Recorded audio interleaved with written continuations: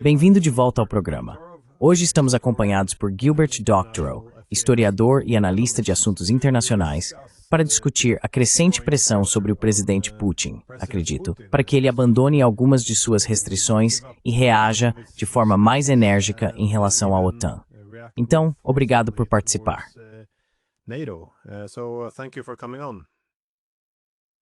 Bem, é um prazer, exceto pelo fato que não trarei boas notícias para o programa.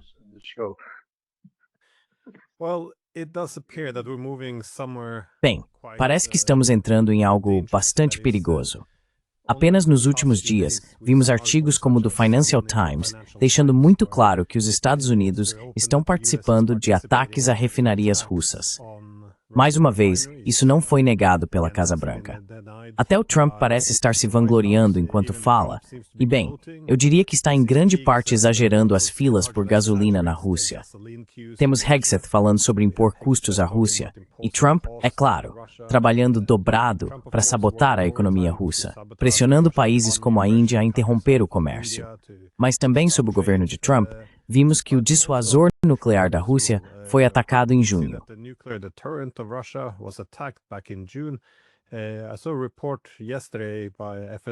Vi um relatório ontem do FSB sugerindo que os britânicos estavam diretamente envolvidos nesse ataque ao dissuasor nuclear da Rússia. Trump agora está falando abertamente sobre enviar Tomahawks, que novamente poderiam carregar ogivas nucleares. Os russos não teriam como saber. Se a Rússia vir um Tomahawk sendo lançado em sua direção, eles realmente não podem dizer se ele carrega uma ogiva nuclear ou se é um primeiro ataque. Portanto, isso precisa ser levado em consideração em termos de como eles retaliam e respondem. Por todas essas razões, agora estamos ouvindo vozes mais fortes em Moscou, tanto de políticos quanto da mídia, que veem essa contenção como apaziguamento, o que só criará uma situação mais perigosa à medida que nos aproximamos de uma guerra direta.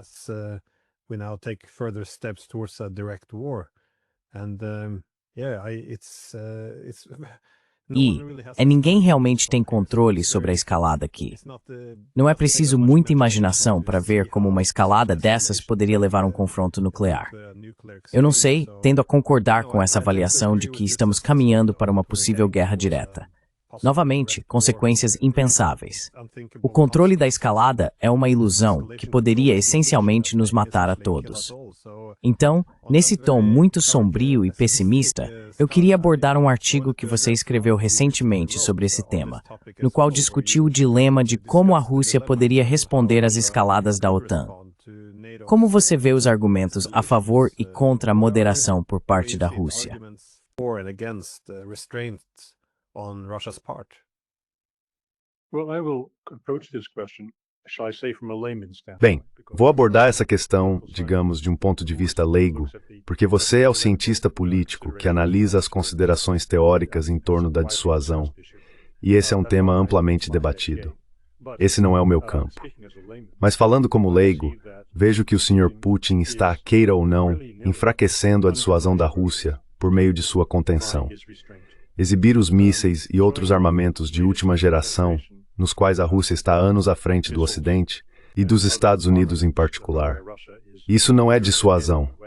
A dissuasão, em última instância, é uma questão de vontade política de usar esse arsenal, e não está nem um pouco claro que o Sr. Putin tem essa vontade.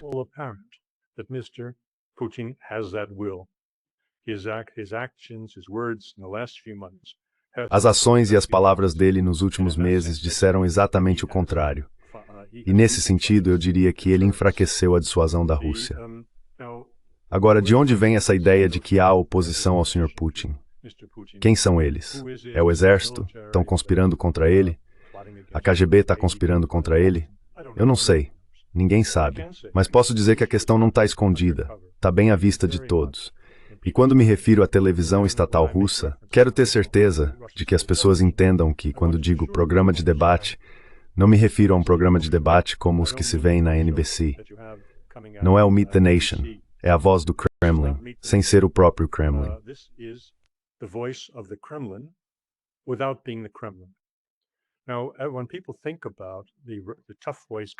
Agora, quando as pessoas pensam na voz dura que vem da Rússia, elas pensam no Sr. Medvedev, que foi um presidente fraco e passou os últimos 3 anos tentando compensar isso por meio do superpatriotismo. Ele não é o único. Há vários cientistas políticos e estadistas russos proeminentes que fizeram o mesmo, compensando seu comportamento anteriormente amistoso em relação ao Ocidente, ao serem abertamente xenófobos hoje. Mas de quem estou falando? Estou falando de Vladimir Solovyov e de seu programa à Noite com Solovyov. Quem é ele? Sim, ele é o apresentador de um talk show, mas isso não diz quem ele é. Ele é um associado próximo de Kiselyov, que é o diretor de todo o noticiário da televisão estatal russa.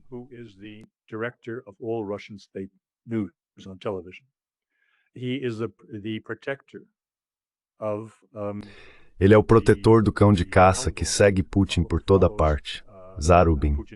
Ele tem sido favorecido pelo Ministério da Defesa da Rússia para ir à linha de frente, ver coisas que ninguém mais vê, entrar em tanques e apresentar entrevistas com pessoas que ele considera heróis especiais da linha de frente em seu programa de televisão. Então isso não é apenas um talk show. É um homem muito próximo do círculo de Putin. Ele fazia parte desse círculo. E ele tem dito, e acho que você pode encontrar isso no YouTube, curiosamente apareceu lá justamente ontem, não me lembro do tipo de patrocinador anônimo que publicou o vídeo da televisão russa, já que a própria televisão russa está banida do YouTube.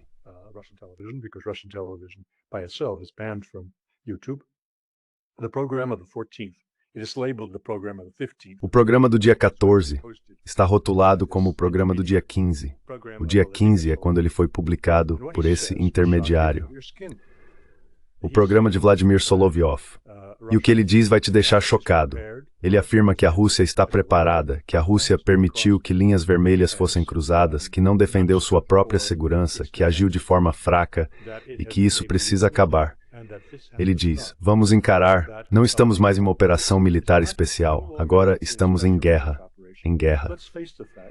Nesse caso, ele afirma, eles não se importam mais com o comportamento humano em relação ao inimigo. Os ucranianos são o inimigo.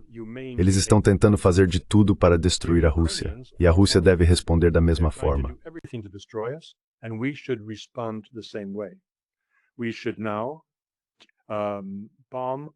Agora devemos bombardear todos os centros de tomada de decisão em Kiev durante o dia para garantir que todo o pessoal vá junto com os prédios. Entendido? Também devemos alertar os países europeus, aqueles que têm fábricas produzindo armas para a Ucrânia, para evacuarem suas cidades. Porque, bem, está claro que há uma ameaça aberta de destruir as capitais europeias. Estou em Bruxelas. Temos, no centro de Bruxelas, uma dessas fábricas. Era antigamente uma fábrica de automóveis, agora está produzindo vários tipos de armamentos para a Ucrânia. Portanto, este é um aviso muito direto. A coisa mais importante que notei aqui foi a menção de que não estamos mais falando de uma operação militar especial. Estamos em guerra. Estou esperando que Putin declare guerra.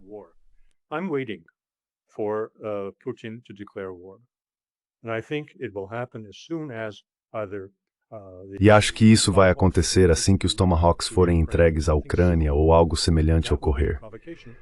Essa será a provocação que permitirá que ele faça o que pessoas como Solovyov estão exigindo. E uma vez em guerra, tudo passa a valer.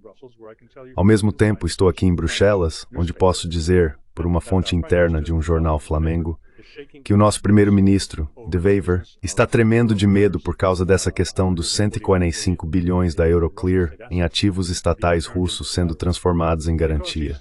Ele teme, com razão, que Bruxelas seja destruída. É por isso que não trago minha habitual nota de encorajamento ao público. Estou tão alarmado quanto você parece estar, a julgar por suas observações iniciais. Estamos em um estágio muito sério.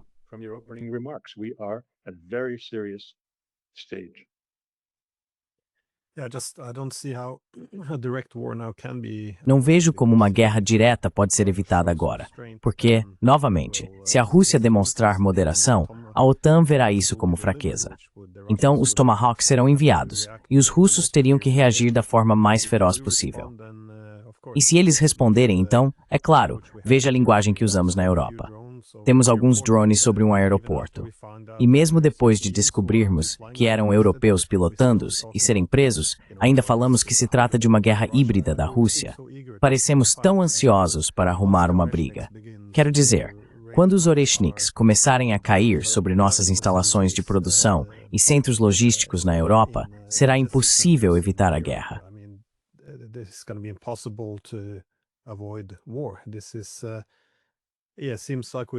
Parece que chegamos ao fim da linha. De qualquer forma, você mencionou as teorias sobre dissuasão. Quero dizer, em dissuasão, pelo menos quando eu costumava ensinar isso, nós nos concentrávamos nos 3 Cs. É preciso ter a capacidade de dissuadir. Isso precisa ser evidente. Também é necessário que seja, e os russos têm isso, especialmente os Oreshniks, que lhes permitem subir a escada de escalada de forma muito agressiva, sem recorrer ao nuclear. O segundo é que precisa ser crível, que você esteja disposto a usar a arma, que uma vez que uma linha vermelha seja cruzada, ela será usada. E tudo isso precisa ser comunicado. Então esses 3 Cs precisam estar presentes se você quiser uma dissuasão adequada.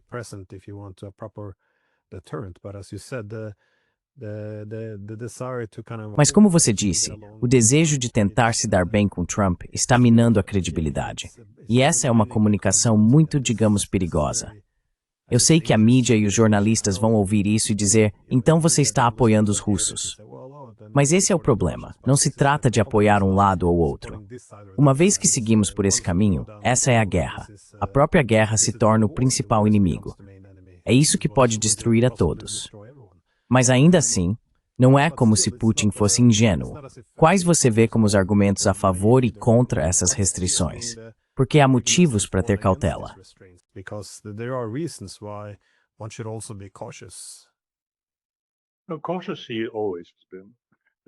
Cauteloso ele sempre foi. Essa tem sido sua palavra de ordem em quase qualquer política que se analise. Eu só gostaria de explicar. As pessoas podem estar se perguntando por que estou mudando minha opinião, não apenas sobre o Sr. Putin, por quem tenho grande admiração, e por tudo que ele conquistou ao salvar a Rússia da ruína e dar-lhe uma ascensão semelhante à de uma fênix ao status de grande potência novamente. Não nego nada disso. Mas o comportamento dele na condução desta guerra deixa muitas questões em aberto sobre se ele ainda tem a coragem e a disposição de assumir os riscos que lhe são impostos. Você não tem escolha. O risco está em todos os lados. A questão é, a qual risco você escolhe responder e quais são seus cálculos?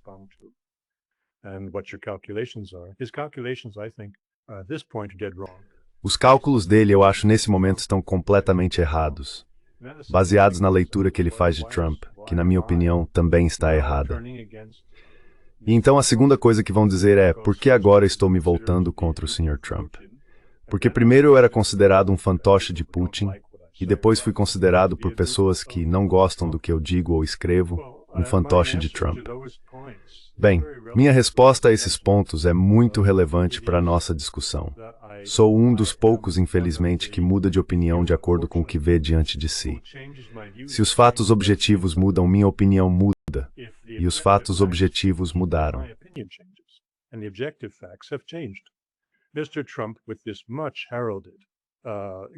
Sr. Trump, com essa tão aclamada solução de gás para a guerra, aclamada por quem? Principalmente pelas pessoas erradas, ou seja, toda a União Europeia e todos os outros bajuladores ao seu redor, é um falso acordo de paz, uma fraude. Mas infelizmente ele foi endeusado. Bem, ele não recebeu um prêmio Nobel, mas chegou perto disso. E ele acredita que seu método de resolver essas crises, usando a força máxima dos Estados Unidos para obrigar os lados em conflito a chegar a um compromisso, foi bem sucedido. Acho que ele está completamente enganado nisso. Vamos descobrir nas próximas semanas, quando a guerra recomeçar. Mas ele acha que funcionou e acredita que isso se aplica à guerra entre Rússia e Ucrânia. É por isso que ele está aumentando a pressão sobre a Rússia agora.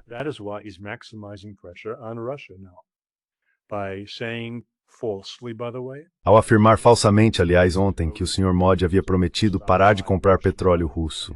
Ele não prometeu. Eles vão reduzir um pouco as compras. E é disso que se trata a reunião de hoje com os sauditas. Eles vão tentar equilibrar suas compras de petróleo saudita e também de petróleo dos Estados Unidos. Mas isso não significa que vão parar de comprar petróleo russo. De qualquer forma, ele acredita que tem todos em suas mãos. Que o governante da dualidade do United e bem seguitar esperto e chegou ao espírito ponto. Well, up to a point, and has reached that point. Russia is not a small patch of desert. A Rússia não é um pequeno pedaço de deserto ao lado do mar Mediterrâneo chamado Gaza. A Rússia não é um pequeno estado judeu cercado por 100 milhões ou mais de muçulmanos, lutando contra eles graças à sua superior capacidade militar. A Rússia não é uma superpotência, mas sim uma grande potência internacional, com o maior arsenal nuclear do mundo e muitas outras conquistas de defesa que estão 10 anos ou mais à frente de seus pares e concorrentes. E ele não pode obrigá-los a fazer o que quer ou a sacrificar as razões pelas quais perderam 150 mil mortos nesta guerra, apenas para satisfazer a vaidade de um certo Donald Trump.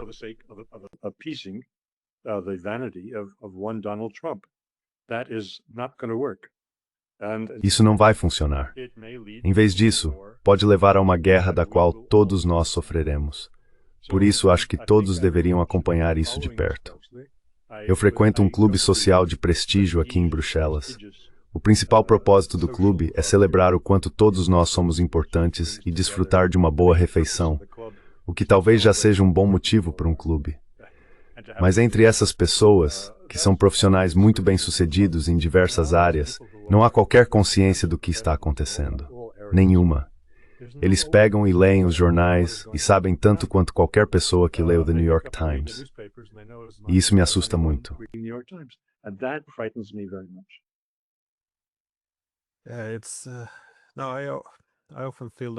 Muitas vezes, sinto que a incompetência também atingiu um nível perigoso. Mas essa contenção agora é abertamente denunciada pelos europeus como uma fraqueza. Vi Mark Rutte, o secretário-geral da OTAN, no palco, começando mais ou menos a imitar o tipo de linguagem e tom que Trump usa.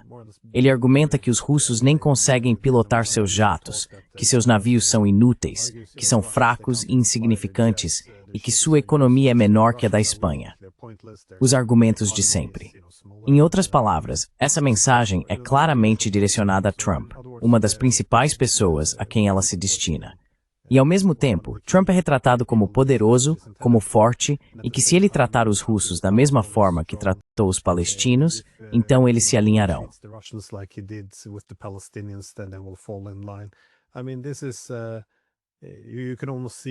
Quer dizer, dá para entender por que o Trump abandonou a posição que tinha antes.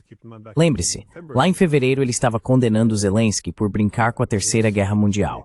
Agora, esse Trump aparentemente vai desencadeá-la.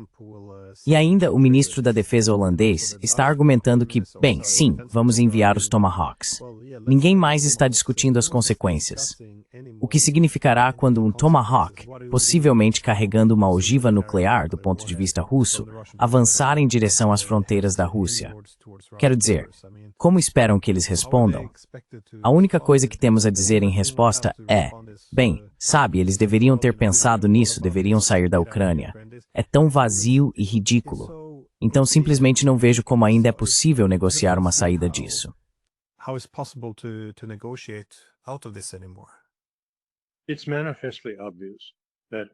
É manifestamente óbvio que o Sr. Trump é um valentão. É menos manifestamente óbvio que a maioria dos membros do Congresso dos Estados Unidos também sejam valentões.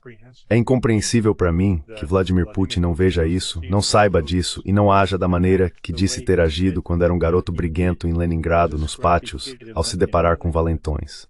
Ele disse, você não espera que eles te batam, você bate primeiro. Onde ele está agora? Espero que recobre o juízo.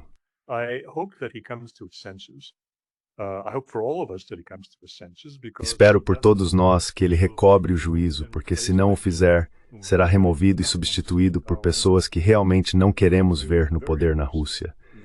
Pessoas que seriam muito agressivas, muito xenófobas e muito dispostas a entrar em uma guerra nuclear. Portanto, é do interesse de todos nós que o Sr. Putin observe atentamente o que está enfrentando em Trump, que é um valentão que recua quando sua ameaça é desafiada. Ninguém no governo dos Estados Unidos quer morrer por causa de mísseis russos. Ninguém. Eles simplesmente não acreditam que exista tal ameaça.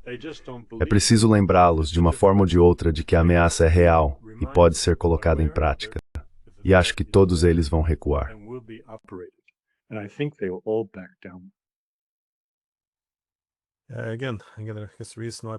Acho que o motivo pelo qual Putin tem sido contido é que isso é uma grande aposta. Mas há outras razões pelas quais essa contenção pode ser temporária.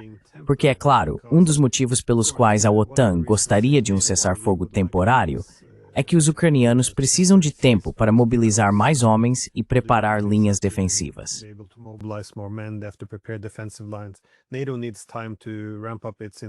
A OTAN precisa de tempo para aumentar sua produção industrial.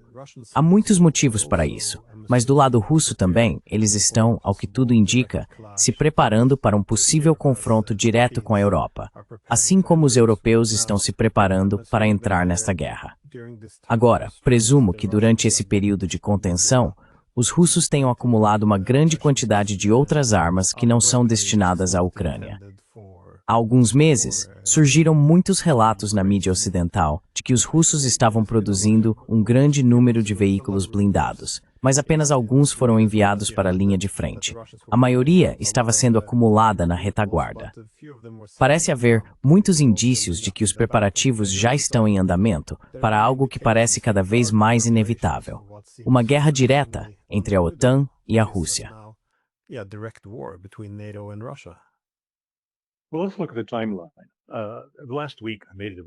Bem, vamos analisar a linha do tempo. Na semana passada eu observei que a conversão ou a aplicação dos ativos russos congelados em garantia para empréstimos à Ucrânia, que nunca serão pagos, estava ligada à questão maior de quando a Europa estará pronta para entrar em guerra com a Rússia. E isso foi confirmado. Fiquei muito satisfeito. Bem, satisfeito não é a palavra certa, porque o que estamos discutindo não poderia agradar ninguém. Mas o fato é que o ministro das Relações Exteriores da Polônia, Sikorski, disse há um dia que, com esses fundos dos ativos congelados, a Ucrânia poderá lutar na guerra por mais 3 anos. É exatamente isso que eu vinha dizendo. Essas duas coisas estão perfeitamente conectadas. Trata-se de um empréstimo ponte para manter a Rússia distraída com a guerra na Ucrânia, enquanto a Europa se prepara para um lançamento de guerra contra a Rússia em 2028 ou 2029, quando estiver suficientemente fortalecida. Lamento muito que essa ligação íntima esteja sendo mantida fora de vista, mas Sr. Sikorski, ele revelou tudo ontem. Elas estão ligadas.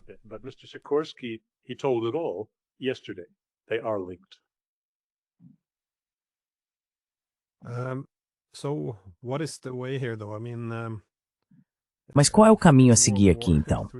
Quero dizer, como a Terceira Guerra Mundial pode ser evitada agora?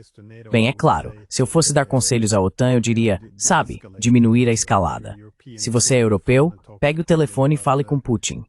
Mas sabe, não podemos falar com os russos. Parecemos determinados a continuar escalando. Do lado russo, o que eles podem fazer nesse ponto? Eu sei que a retórica na Europa é de que eles deveriam simplesmente deixar a Ucrânia. Mas isso não resolve realmente a guerra, porque então a OTAN entra na Ucrânia. E sim, todos os mesmos problemas. A guerra não teria acabado. Então, quais são os possíveis caminhos para sair disso? Porque este é praticamente o momento em que estou mais pessimista sobre evitar outra guerra mundial, desde que tudo isso começou.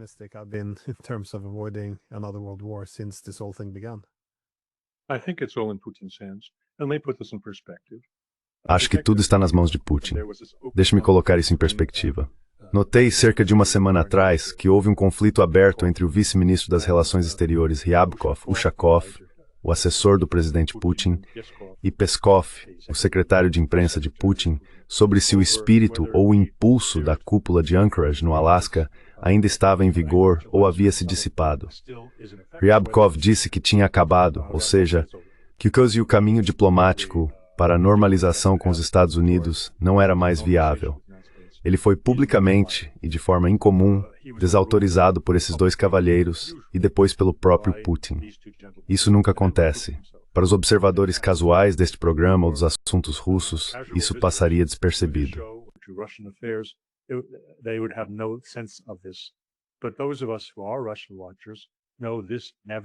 Mas nós, que acompanhamos a Rússia de perto, sabemos que isso nunca acontece. Que o número 2 do Ministério das Relações Exteriores, o homem que deveria suceder Lavrov, seja colocado em seu lugar de uma forma nada decorosa, até indecorosa. Isso foi um indício de que há um grande conflito acontecendo no topo da Rússia, no centro do governo. Mas então quero colocar em perspectiva o que disse sobre Solovyov e sua denúncia da abordagem mais lenta e da OME. A operação militar especial em oposição a uma guerra aberta. Não vejo isso como motivo de uma oposição a Putin, seja dentro do governo ou fora dele. Já expliquei como o Sr. Solovyov é muito próximo de Putin e dos porta-vozes imediatos de Putin, não apenas de seu secretário de imprensa, mas também do homem que supervisiona todos os programas de notícias da televisão russa.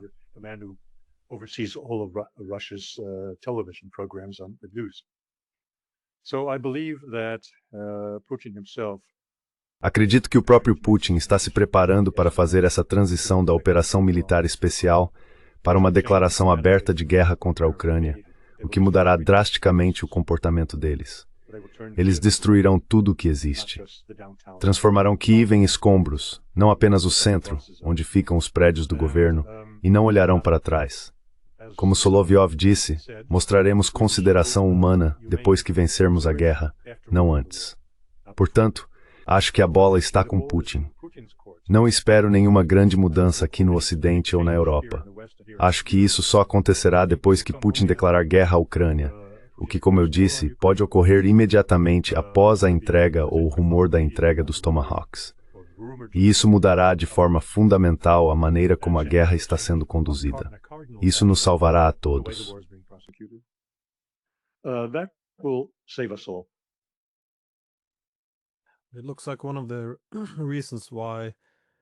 Parece que um dos motivos pelos quais a Rússia tem sido mais contida em partir para uma guerra total, em vez de uma operação militar especial, está tanto em sua situação interna quanto em seus estados parceiros.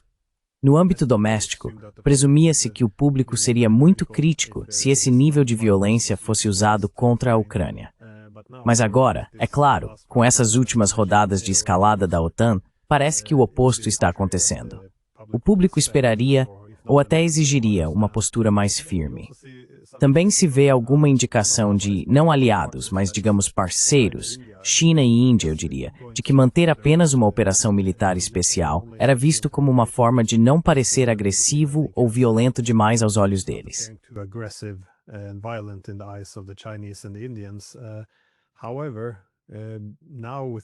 No entanto, agora, com as últimas escaladas da OTAN, eles têm uma consideração diferente. Parecer fraco diante de seus parceiros também não é o ideal, porque por mais próximo que um parceiro seja, em algum momento os estados tendem a apostar no cavalo vencedor. E se parecer que você está fraco demais, seus parceiros acabarão se afastando de você de qualquer forma. Então parece que, mais uma vez, todos os indicadores sugerem que estamos caminhando para um cenário muito sombrio. Mas eu imagino que, quando vier a retaliação russa, o que você espera que eles ataquem? Alvos políticos ou militares, infraestrutura dentro ou fora da Ucrânia? Como você enxerga a possível escalada nessa escada de tensões?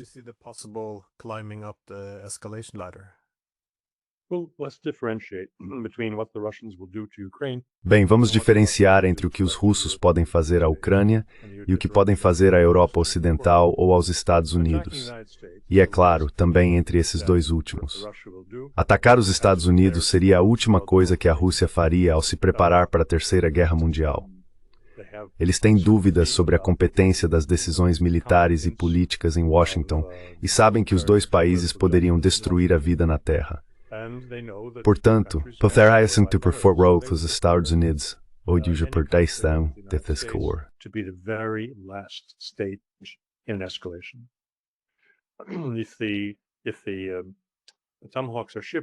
Se os Tomahawks forem enviados, não acho que eles atacarão seus produtores nos Estados Unidos ou qualquer ativo militar americano fora do país.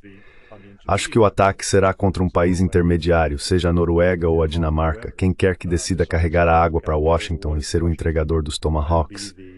Esse será atingido. Quanto à Ucrânia, acredito que no momento em que o Sr. Putin declarar guerra a eles, o que seria o primeiro passo que tomariam? Haverá destruição total ali. Tudo em nível convencional, usando a força aérea, a artilharia e todos os outros meios à disposição para devastar a Ucrânia, até que comece a parecer com Gaza.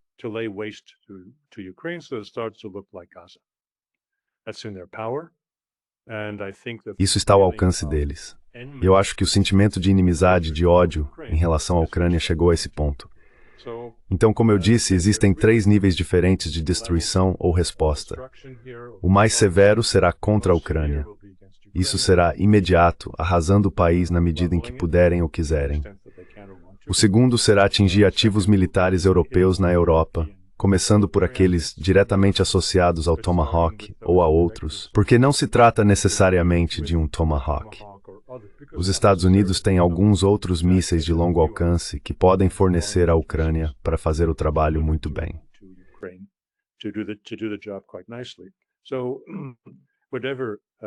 Portanto, qualquer país que esteja cooperando com os Estados Unidos, com a OTAN, e agindo como OTAN para entregar esses recursos à Ucrânia, será atingido de uma forma ou de outra, provavelmente de maneira militar, não contra centros civis.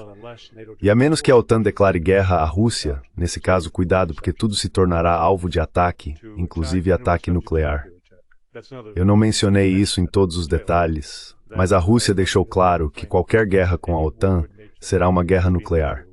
Eles não vão entrar em formações de tanques contra a Polônia ou qualquer outro país. Eles usarão sua força nuclear para erradicar as forças militares e as populações civis necessárias da Europa Ocidental.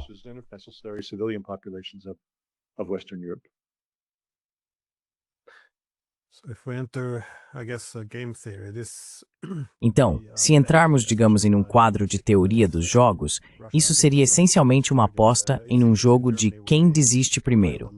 Ou seja, a Rússia atacaria alvos. Parece que a Alemanha estaria bem no topo da lista, dada sua capacidade industrial, seu papel como centro logístico e sua postura geral em tudo isso.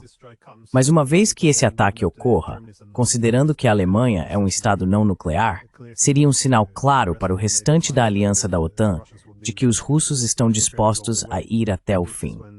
E é aí que a OTAN enfrenta o dilema de responder de forma contundente, o que provavelmente levaria a uma troca nuclear ou recuar. Se a OTAN algum dia recuasse, imagino que sob a liderança de Trump seria a melhor aposta do ponto de vista russo, já que ele não parece ter muita dificuldade em mudar de posição repetidamente.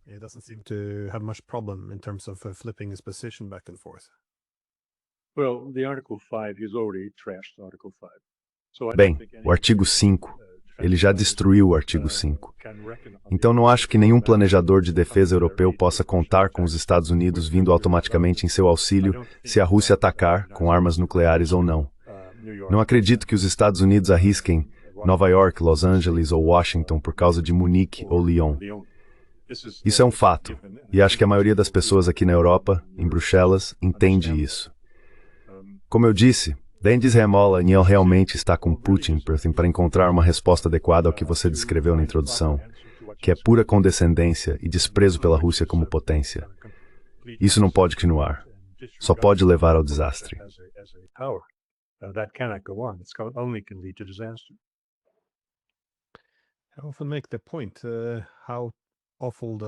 Eu costumo destacar o quão terrível é a liderança política e a mídia atualmente. Quero dizer, imagine durante a Guerra Fria se alguém tivesse feito algo assim, dizendo, vamos atacar abertamente alvos comerciais importantes no interior da Rússia, alvos militares ou políticos, diretamente por países da OTAN, e qualquer oposição fosse descartada como pró-soviética ou algo do tipo. Quero dizer, esse tipo de irresponsabilidade seria impensável. Mas agora parece ser a única resposta. Parece que este é realmente o jeito mais estúpido possível de tropeçar em uma terceira guerra mundial.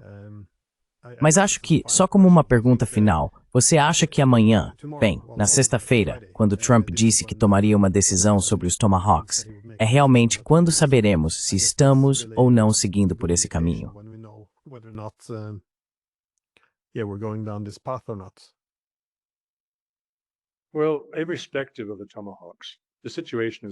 Bem, independentemente dos Tomahawks, a situação está se tornando crítica.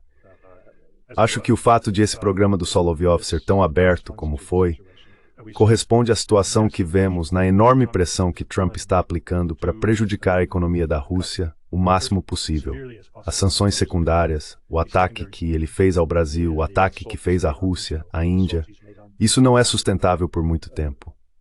Você mencionou que aliados próximos nos BRICS poderiam se afastar da Rússia se sentirem que ela não está vencendo. Acho que eles também poderiam se afastar se temerem que as perdas que os Estados Unidos estão impondo a eles sejam insustentáveis para suas economias, prejudiciais demais para suas populações, para que permaneçam ao lado da Rússia e suportem esse castigo.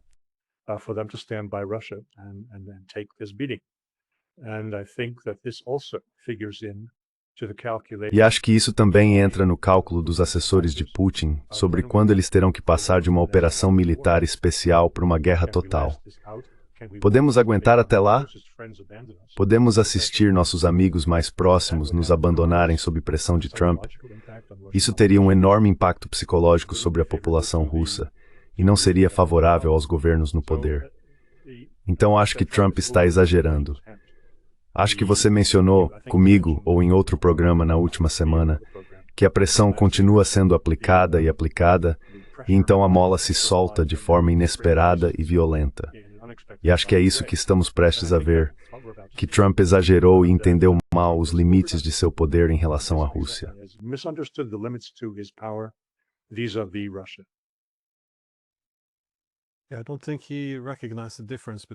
Acho que ele não reconheceu a diferença entre as grandes potências e as pequenas potências, porque uma pequena potência, como os palestinos, pode ser forçada a recuar, ou qualquer outra. Mas para as grandes potências, se você é a China ou a Rússia, recuar seria o primeiro passo rumo à própria destruição, eu acho.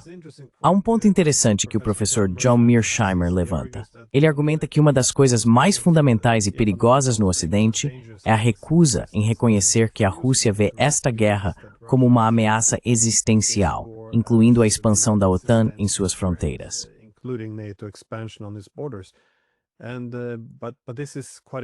Mas isso é bastante importante, eu acho, porque se você não reconhece que a Rússia vê isso como algo existencial, então isso leva a um enorme erro de cálculo. O que acontece quando se coloca tanta pressão sobre ela? A suposição, ou a linguagem que você sempre ouve dos americanos e europeus é: só precisamos colocar mais pressão sobre Putin, então ele vai recuar. Mas, novamente, para os russos, recuar aqui é uma ameaça existencial que levaria à sua destruição eventual. Então só há escalada.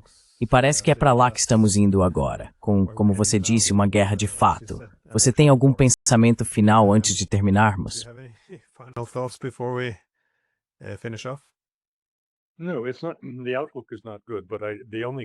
Não, a perspectiva não é boa. Mas o único consolo que posso oferecer é que a primeira etapa de uma escalada russa seria aniquilar a Ucrânia. Nenhum governo restaria em Kiev. Essa não é uma solução ideal. E pessoas me escreveram dizendo: isso não é o fim da guerra. Bem, isso evita que algo terrível venha em direção à Rússia por parte de quem quer que esteja governando a Ucrânia. O caos que se seguirá na Ucrânia após a decapitação não diz respeito apenas ao Sr. Zelensky e seu círculo imediato. Eles estavam dizendo, e por eles quero dizer o Sr. Solovyov, que a Rússia deveria usar essas aeronaves para destruir a Rua Bankova, e bem, o parlamento junto, toda a classe política em Kiev que eles pretendem aniquilar.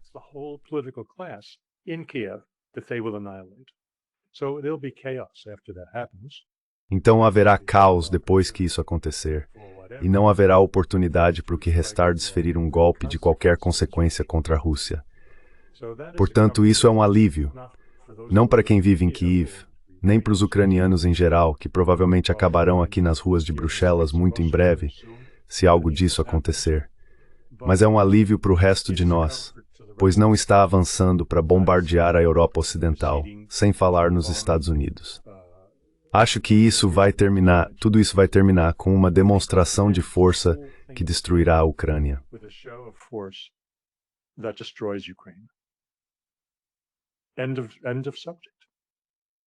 Fim do assunto. Quero saber sua opinião sobre mais uma coisa, algo em que já pensei bastante antes. Fico me perguntando se outro erro de cálculo nosso no Ocidente é termos suposições sobre como a Rússia escala os conflitos. Porque, quando acreditamos que ela não mantém suas linhas vermelhas, talvez os russos simplesmente escalem de outra forma. Quero dizer, muitas vezes nós seguimos esse gradualismo incremental, em que aumentamos um pouco, depois mais um pouco, dependendo das respostas que recebemos. Mas com os russos, muitas vezes se vê que eles se contêm por um tempo e depois vão, bem, não exatamente bem, além da conta. Reagem de forma intensa, então eles não seguem o incrementalismo pelo qual a OTAN é conhecida.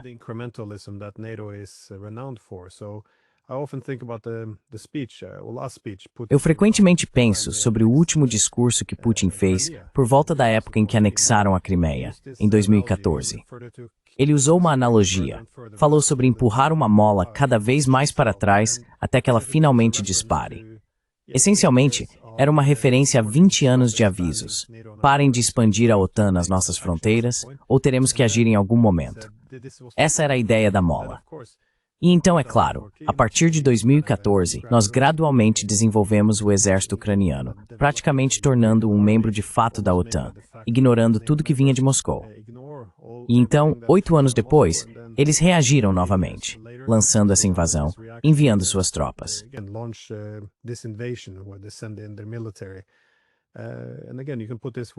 E novamente você pode observar o que aconteceu depois que começamos a enviar armas. Nós fizemos isso. Eles não fizeram nada. E então, de repente, eles entram e anexam 4 regiões. Quero dizer, talvez simplesmente não saibamos. Talvez nós escalemos, subamos e descamos a escada da escalada de uma forma muito diferente dos russos. Mas esse também é um problema do incrementalismo da OTAN. A razão pela qual damos pequenos passos à frente é a mesma pela qual começamos com tanques, depois passamos para os HIMARS, depois para os F-16, coisas que nós mesmos reconhecemos que poderiam desencadear a Terceira Guerra Mundial. Porque, uma vez que você dá outro passo, ele é tão pequeno que realmente não parece importar. Mas quando a resposta finalmente vem, ela parece muito desproporcional. Então, quero dizer, estamos nos enganando com esse incrementalismo.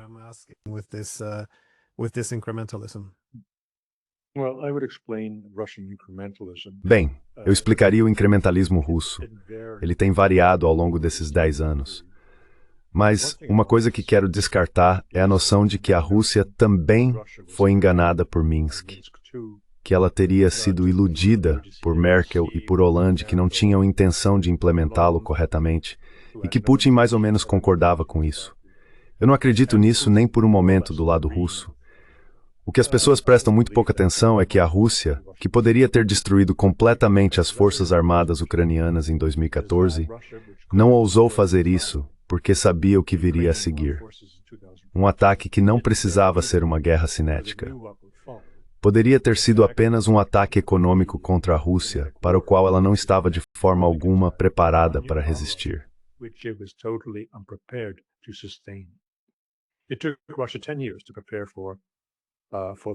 A Rússia levou 10 anos para se preparar para essa eventualidade e para sobreviver às sanções do inferno.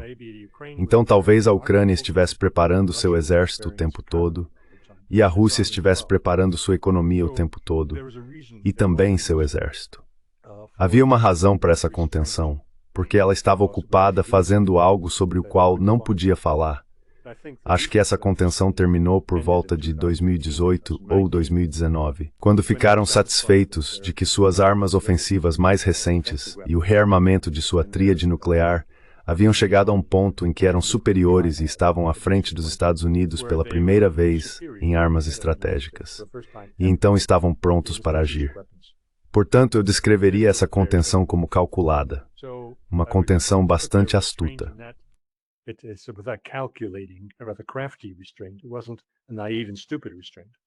Não foi uma contenção ingênua ou estúpida, mas o que vimos nos últimos anos parece mais uma contenção estúpida. Agora, posso estar deixando passar algo. Talvez eles não tivessem racionamento do modelo 3 em 2020. Na verdade, conte as cabeças aqui.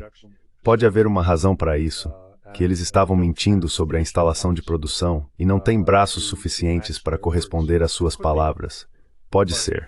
Mas se não for esse o caso, se eles realmente estiverem construindo, como você sugeriu há alguns minutos, um verdadeiro arsenal de equipamentos para ser usado quando necessário, então a contenção não faz muito sentido. Use ou perca. E se eles falharem em defender seus interesses, então vão perder. Então essa é a minha resposta para essa pergunta. Na verdade, não é uma pergunta simples a que você fez.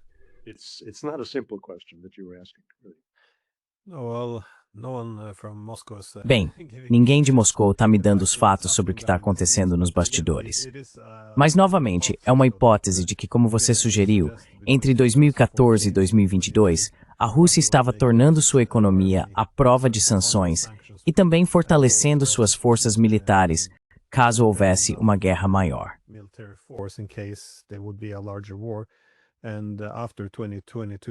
E depois de 2022 a 2025, eles também avançaram muito devagar e mostraram contenção, como costumam fazer. Acho que talvez reconheçam que se a Ucrânia perder, ou melhor, não se, mas quando a Ucrânia perder a guerra, a OTAN pode entrar no conflito. E parece que é isso que está acontecendo agora. Então, tendo tido 3 anos e meio para se preparar, imagino que, novamente, não sei o que está acontecendo dentro dos depósitos de armas ou que tipo de mísseis hipersônicos os russos vêm acumulando. Mas presumo que eles estejam bem cientes de que a OTAN entraria na luta depois que a Rússia se desgastasse um pouco com os ucranianos. Enfim, obrigado por dedicar seu tempo. Este é um tema muito sombrio, mas estou muito curioso para ver o que vai acontecer amanhã, porque, sabe, será que o Trump está apenas blefando, ou ele realmente vai seguir adiante com isso, o que só pode ser interpretado como uma declaração de guerra? Então, mais uma vez, obrigado. Service Gower.